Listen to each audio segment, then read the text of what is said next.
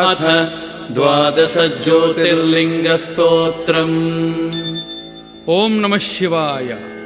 పరమేశ్వరునికి సంబంధించినటువంటి ద్వాదశ జ్యోతిర్లింగాలని మనం దర్శించలేకపోయినా ఆ ద్వాదశ జ్యోతిర్లింగాలకు సంబంధించినటువంటి స్తోత్రాన్ని కనుక మనం విన్నట్లయితే వాటి యొక్క దర్శన ఫలం మనకు లభిస్తుందని శాస్త్రాలు చెబుతున్నాయి.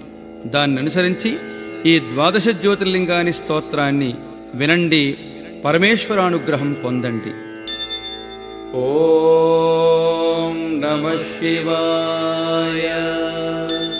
సౌరాష్ట్రే సోమనాథం చ శ్రీశైలే మల్లికార్జునౌ ఉజ్జయిన్యాం మహాకాళం ఓంకారం అమరేశ్వరం పరల్యాం వైద్యనాథం చ ఢాకిన్యాం భీమశంకరం సేతుబంధేతు రామేశం నాగేశం దారుకావనే వారాణస్యాం తు విశ్వేశం త్రయంబకం గౌతమీతటే హిమాలయే తు కేదారం కృష్ణేశం చ శివాలయే ఏతాని జ్యోతిర్లింగాని సాయం ప్రాతః పఠే నరః సప్త జన్మ కృతం